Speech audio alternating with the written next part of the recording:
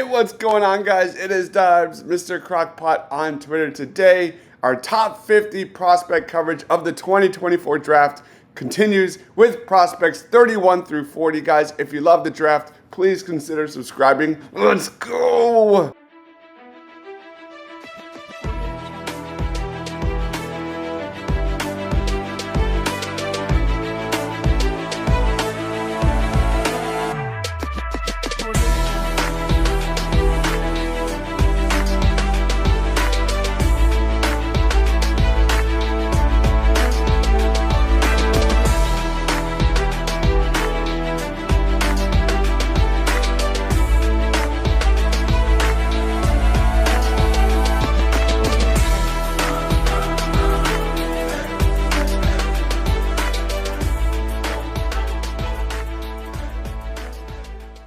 Leonard Taylor, a defensive tackle for Miami, arguably the best defensive tackle prospect from Miami since Vince Wilfork.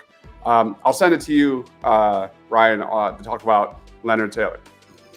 Yeah, so Leonard Taylor is kind of, he's 6'3", 305.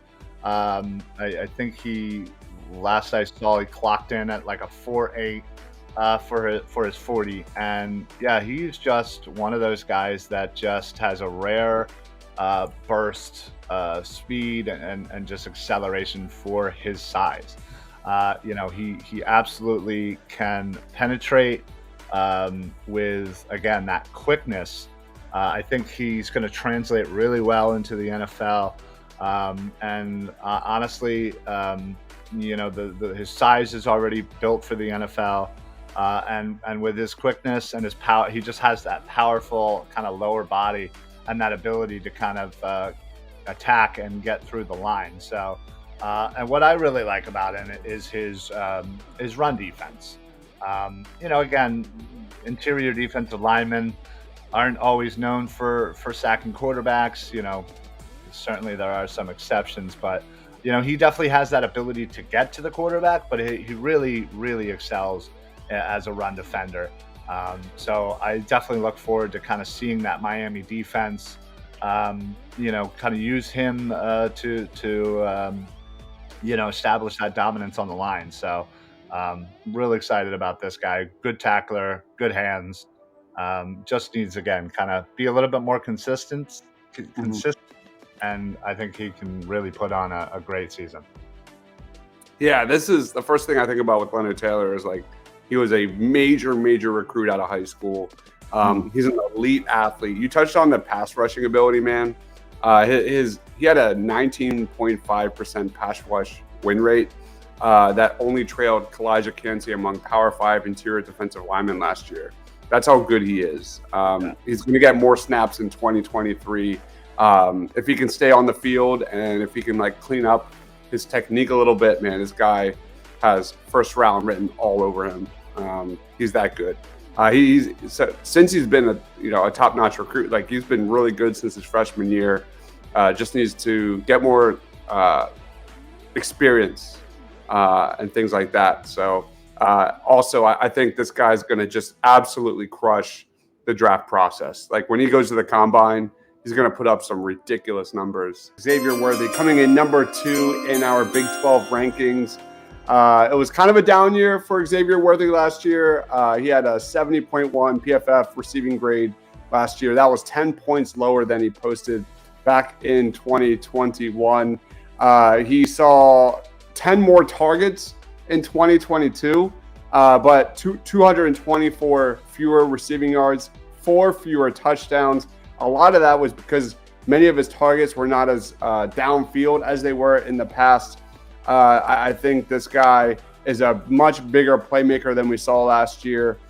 He averaged 13.4 yards per reception in 2021. So we'll see how Quinn Ewers, a season in with Texas, takes that Texas offense to the next level, especially after the catch, where I think Xavier Worthy is really worthy of being a potential first-round selection.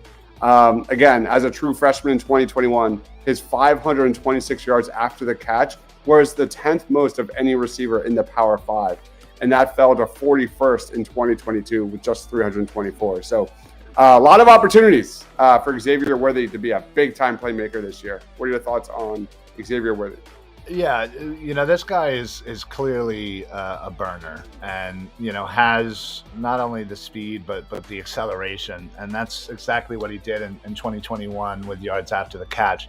And as you said, he kind of had a little bit of a down year in comparison to his freshman year, but his speed and just honestly his jump ability is really what makes him very unique. And the man can just get in the end zone. 21 touchdowns in 2 years. Clearly, has a nose for the end zone. So, with yours again, another season, and with Worthy, and we're gonna talk about another weapon there. I think Texas kind of is at a great point for this upcoming season to really take a huge step, get back in the national spotlight. And I think Worthy and Ewers, that combination is certainly going to be what drives this Texas team. So I definitely think he has should be a first round pick. He, again, needs to improve a little bit, get a little bit more consistency. He needs to, I think it was 59 catches on 113 targets last year. Just over 52% catch percentage. That obviously needs to get better. So I think with his explosiveness and with another year in this system at the Longhorns, I think honestly Worthy and Ewers could be quite the combination in college football this upcoming season. This guy paired with a couple of other running backs for Michigan like Blake Corum and Donovan Edwards, man, that has the making of one of the best offenses in college football. JJ McCarthy is a quarterback prospect with really intriguing upside. He's a guy that I'm not really sure about yet, to be honest, because his flashes are really impressive. You saw him last year, man. This guy had five. He thrives out of structure. That's what kind of is the narrative with a lot of these top quarterback prospects like Caleb Williams and Drake May. McCarthy's right there, man. He needs to improve his consistency. He had 4 games in 2022 with sub 60 PFF grades.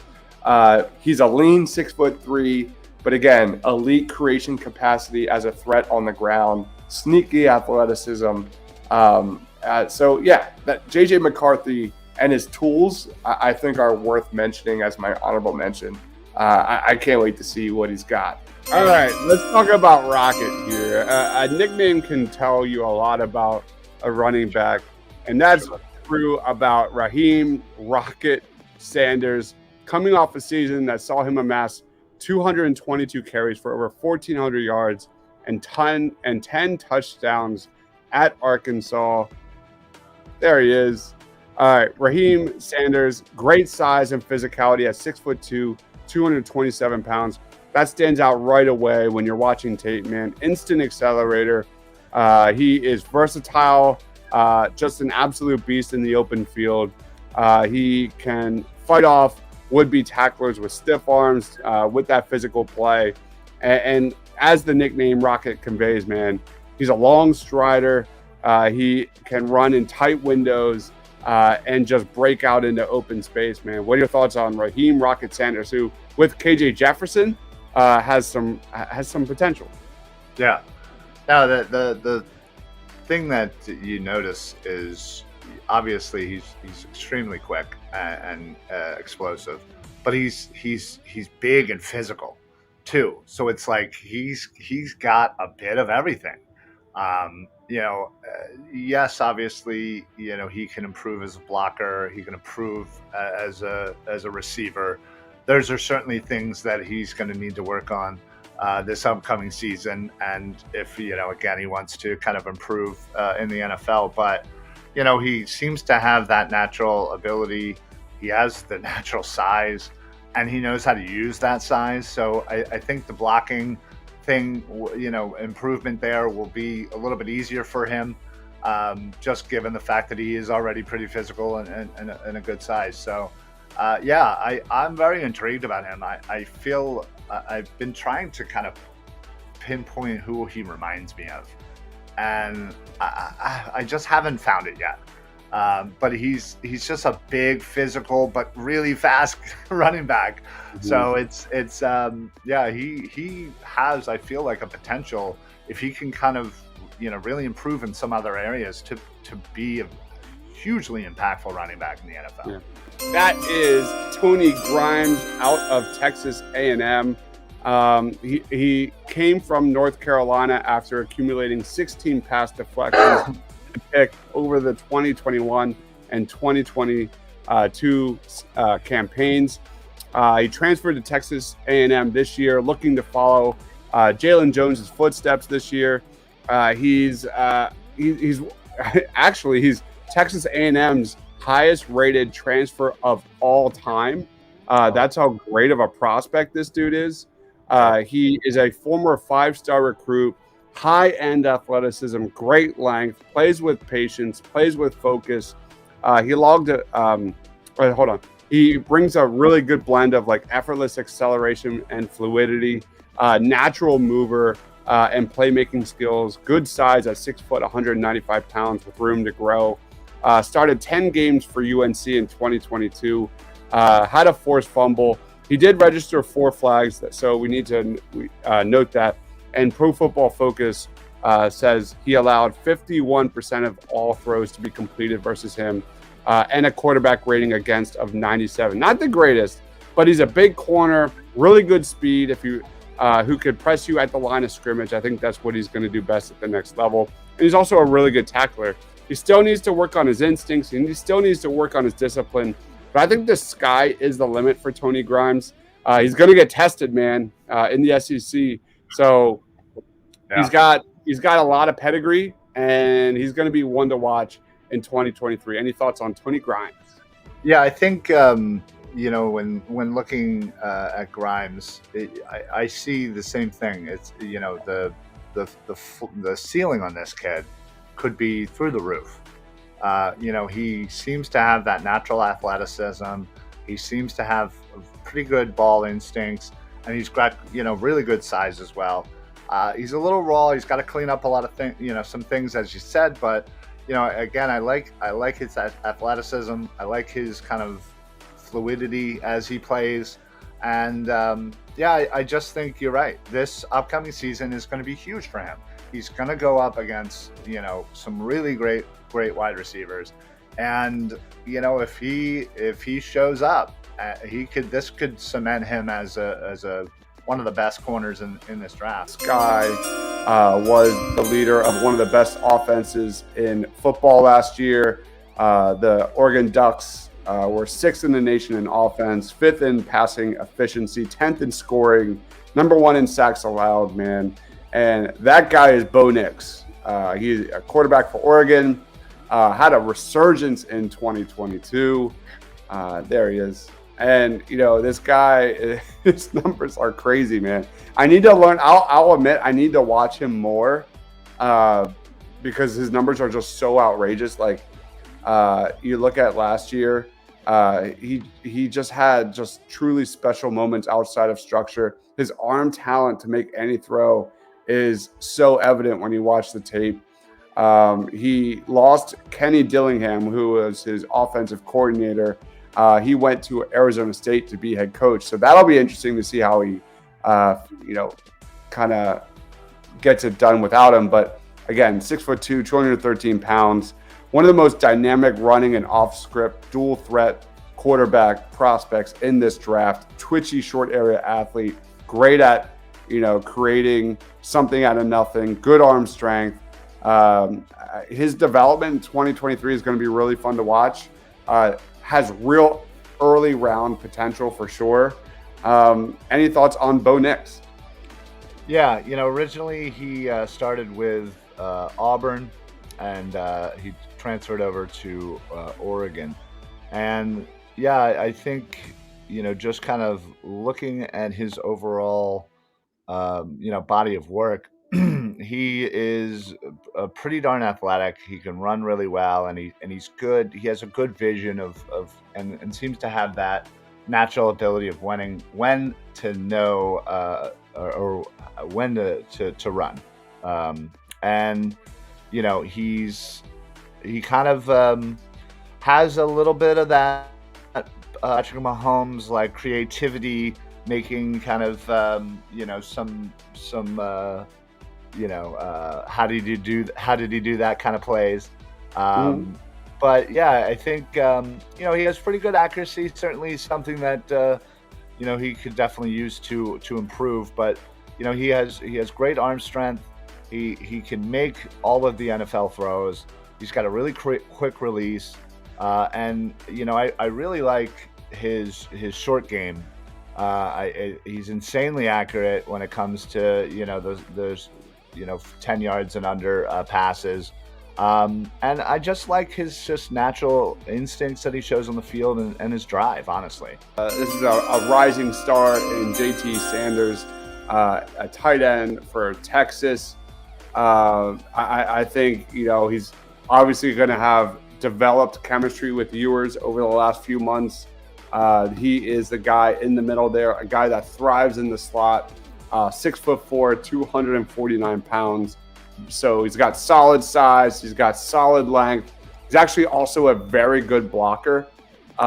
He's like, there's Brock Bowers in this class. I think this guy is my number 2 tight end. I don't know if you would say he's a tier below him, maybe 2 tiers below him. But I still think he has potential to be, back end of day 1, day 2 kind of prospect. Former 5-star recruit out of high school, mismatch weapon that's too athletic for linebackers and safeties, way too big and physical for corners. Again, a nightmare in the slot. And him and Xavier Worthy and Quinn Ewers and another guy we're going to be talking about just puts the bow in the ribbon on Texas being the dominant offense in the Big 12. What are your thoughts on JT Sanders? Yeah, this Texas offense is loaded, honestly, and I think we're going to see that rather quickly. And I think Sanders is certainly going to be a beneficiary of this amazing offense that Texas has kind of built. Last year he had 54 catches, 613 yards, 5 scores. He's just a massive dude. He's 6'4", almost 250. I've seen 240, but you know how that goes. But yeah, his size, his length, absolutely. Like, who is going to cover this guy? Like, linebackers can't stay with him. Corners, safeties are just going to absolutely be dwarfed by this guy. He not only has the size, but he just has the athleticism that you wouldn't expect for somebody this big. So he absolutely is going to dominate the middle of the field, this upcoming season. And you're right. I definitely think he's the second best tight end prospect. But you're right. It's definitely a tier or 2 below Bowers. But that's certainly not, any indication on how good Sanders could be.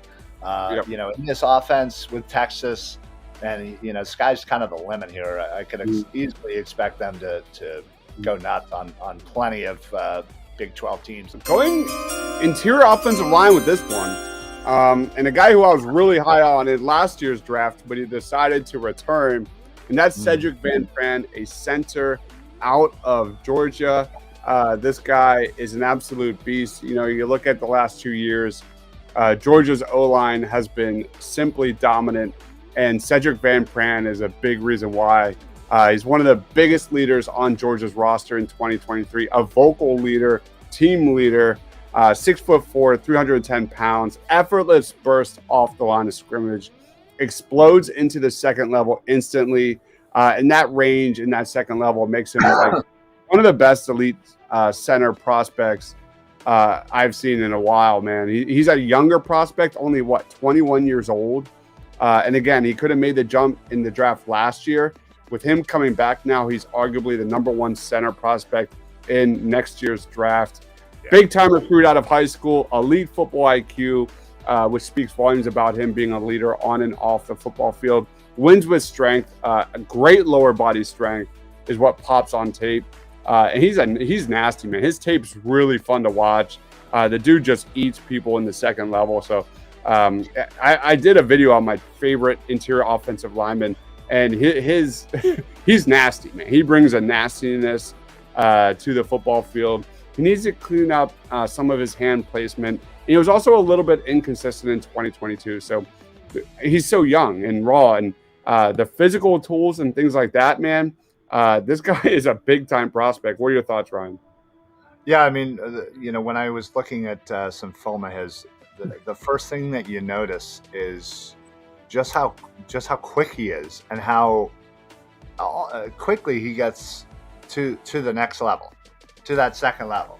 It's like, it reminds me a little bit of how Jason Kelsey is, where Kelsey's super quick. He'll get off his first and go right to the second level, just like him. And the only thing is, he's a humongous player. He's not Jason Kelsey, who's a little smaller. He is a big dude. So the fact that he is doing this at such a great size is really just kind of shows his athleticism and his physicality. We're talking about Jason Marshall Jr., another 5-star recruit out of high school, man. 6'1", 198 pounds. He had an interception, 8 pass breakups in 2022. Prime for a breakout season in 2023. He's got really nice twitch, great athlete, tons of tools to kind of build towards. He's got, more exciting. He's got like that. This is one of those guys who's got more in the toolbox than he does on the football field. Good, a lean kind of guy, could add some muscle and strength there, but has great length, elite length. So he's just in college. He's just a dominating threat against smaller receivers. What are your thoughts on Jason Marshall Jr.? Yeah, I mean, you said it, pretty nicely there. Yeah, he is certainly shows kind of these glimpses of, really, really unique athleticism. And at 6'1", 198, that's, to me, that's great size for a corner. And yeah, he just has this unique athleticism that you kind of can see. And it's one of those things where, like, man, if he could just put this all together, he could be, elite at the next level. And I think, again, as you look at these college kids, they're obviously not finished product. And as you get into the NFL, you still are always growing. And I think he's one of those guys that, he's always been one of the best players on the field. And I feel like it's kind of catching up to him a little bit, but now I feel like he's catching back up. And he just, again, I think he has an ability to kind of, as you said, prime kind of for a breakout this upcoming season. Next up, we have James Williams, another safety out of Miami. This guy is like the Mark Henry Jr. special. Like, I feel like Mark Henry's gonna love this guy when we start talking about him more in like 8 months or so. The dude is 6'5", 215 pounds. He's a junior. He's that size, speed freak mold at safety that you gotta love, like a Kyle Hamilton. That's what this guy is, man. This guy is a mold breaker. He is a guy who challenges convention with his size and length at the position. Big time playmaker, just an absolute banshee coming downhill. Physical player, makes plays on the ball. His athleticism is insane, man. I think he's athletic enough to kind of play every level of the defense. He's got experience at Miami playing single high, cover 2, inside the box, over the slot, at inside linebacker. This is a dude who fits the modern game. And the more I read about and the more I watch James Williams, I think I'm too low on this guy because he's really intriguing, man.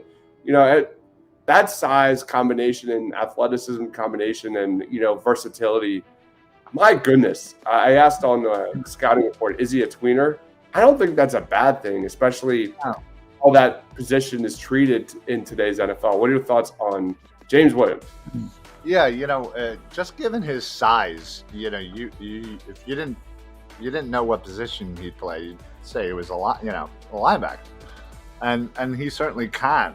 And who knows, what NFL teams will want to do with him, but what jumps out is the simple fact of just how athletic he is, and just he can clearly play all over the place, whether it be safety, whether it be linebacker. He just is. I don't know how to describe it. He's like a firecracker. He comes out of just nowhere. He's such a huge, just massive player, and he just has so much, size and length and speed and all that. Just, man, that is not somebody I want hunting me down for a tackle. That's for sure. This dude's going to hurt people. And yeah, again, I like the fact that he has that versatility. He clearly is a safety in his mindset, but he has the size and just ability and tackling ability to be a linebacker in the next level. So I'd be really curious to what the NFL teams are gonna want to do with him. But Miami definitely has themselves honestly a freak at safety.